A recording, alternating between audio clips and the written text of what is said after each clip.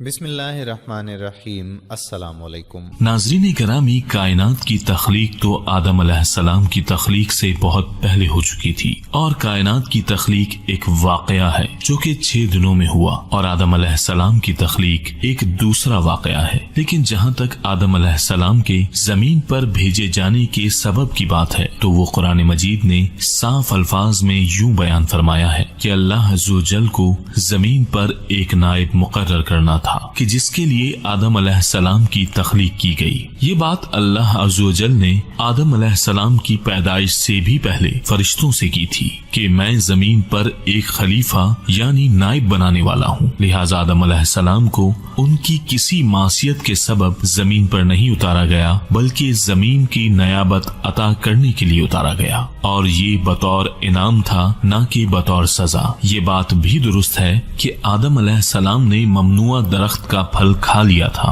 کہ جس پر انہوں نے توبہ کی اور ان کی توبہ قبول ہو گئی، لیکن اللہ تعالی نے پہلے سے طے شدہ فیصلے کے مطابق آدم علیہ السلام کو زمین کی نیابت بطور انعام عطا فرمائی۔ اب جنہوں نے آدم علیہ السلام کی ذریت میں سے اس انعام کی قدر کی تو انہیں آخرت میں بھی جنت بطور انعام ملے گی، اور جنہوں نے اس دنیاوی انعام کی ناقدری اور ناشکری کی اور اللہ کی سرزمین میں نیابت کے بجائے خود خدا بننے کی کوشش کی تو انہیں اس کی اخروی سزا ملے گی۔ مالک کے مقرر کردہ عہدے سے بڑھ کر اپنی حیثیت کا اعلان کر بیٹھے۔ حضرت آدم علیہ السلام جنت سے کیسے اور کس طرح باہر آئے، اس کا ذکر مفتی احمد یار خان نعیمی رحمۃ اللہ علیہ نے تفسیر نعیمی میں کیا ہے۔ وہ فرماتے ہیں کہ حضرت حوا علیہ السلام نے پہلے خود وہ دانہ کھایا، پھر حضرت آدم علیہ السلام کو کھلایا۔ اس کھانے کا یہ اثر ہوا کہ ان کے جسموں سے جنتی لباس جاتا رہا، اور پھر مارے شرم کے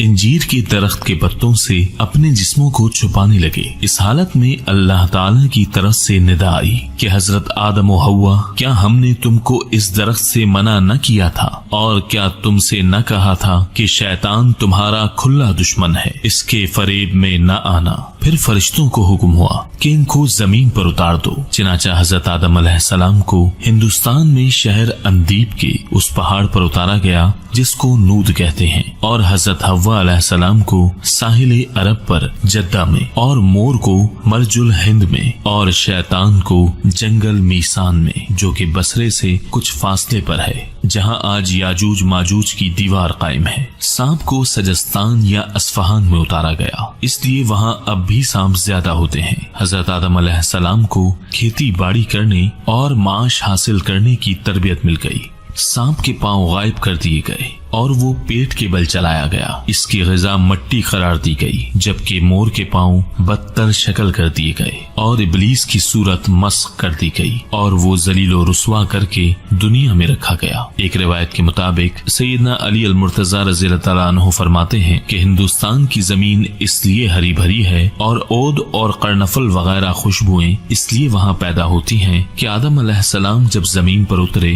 تو ان کے جسم میں جنتی درخت کے پتے تھے، اور پتے ہوا سے اڑ کر جس درخت پر پہنچے وہ ہمیشہ کے لیے خوشبودار ہو گیا۔ حضرت آدم علیہ السلام جنت سے مختلف قسم کے بیج اور 3 قسم کے پھل اور حجر اسود جو اب خانہ کعبہ میں لگا ہوا ہے، اور وہ عصا جو بعد میں حضرت موسیٰ علیہ السلام کے ہاتھ میں آیا جس کی لمبائی 10 گز تھی، اپنے ساتھ لے آئے تھے۔ کچھ سونا چاندی اور کچھ کھیتی باڑی وغیرہ کے اوزار بھی ساتھ لائے۔ ابن عباس رضی اللہ تعالیٰ عنہ سے مروی ہے کہ آدم علیہ السلام کو ارض ہند میں اور بی بی حوا کو جدہ میں اتارا گیا، بس آدم علیہ السلام ان کی تلاش میں نکلے یہاں تک کہ وہ دونوں اکٹھے ہو گئے۔ حضرت حوا ان کی طرف میدان مزدلفہ میں آگے بڑھی تھی، اس لیے اس کا نام مزدلفہ پڑ گیا، اور میدان میں دونوں نے ایک دوسرے کو پہچان لیا، لہٰذا اس کا نام عرفات پڑ گیا، اور جس جگہ دونوں اکٹھے ہوئے تھے اس کا نام جمع پڑ گیا۔ اور آدم علیہ السلام کو ارض ہند میں جس جگہ اتارا گیا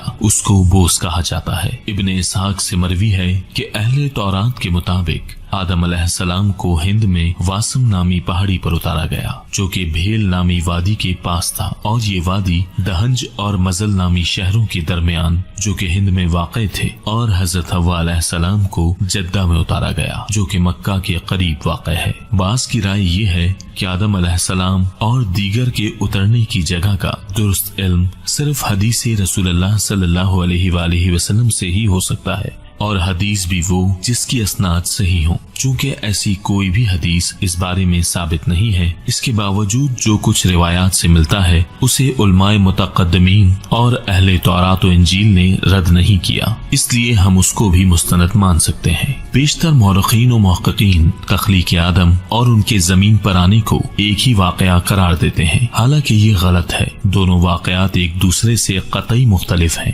کوئی نہیں جانتا کہ ان میں کتنے سالوں کا فرق موجود ہے۔ تاریخ المسعودی کے مطابق تخلیق آدم سے وفات آدم تک کی مدت 40,000 سال بنتی ہے۔ اگر اسے درست مان لیا جائے تو جنت میں آدم علیہ السلام کے قیام کا زمانہ 39,040 سال بنتا ہے، کیونکہ زمین پر وہ اتارے جانے کے بعد 960 برس زندہ رہے، اور ان کی طبی عمر وہی عرصہ ہے جو انہوں نے زمین پر گزارا۔ بعض مغربی محققین کہتے ہیں کہ دستیاب شواہد کی بنیاد پر جنت میں آدم و حوا کا قیام کچھ زیادہ طویل نہیں تھا، شاید یہ عرصہ چند ماہ یا چند سالوں پر محیط ہو۔ بعض علماء جنت میں آدم علیہ السلام اور اما حوا علیہ السلام کے قیام کی مدت لامحدود قرار دیتے ہیں، اور کچھ 3 آسمانی ساعت بتاتے ہیں۔ واضح رہے کہ آسمانی ساعت زمین کے 150 برس کے برابر ہوتی ہے، جبکہ کچھ 100 سال کہتے ہیں۔ تاریخ و حب ابن منبع کے مصنف زمین پر حضرت آدم علیہ السلام کے اتارے جانے کو ہی تخلیق آدم قرار دیتے ہیں۔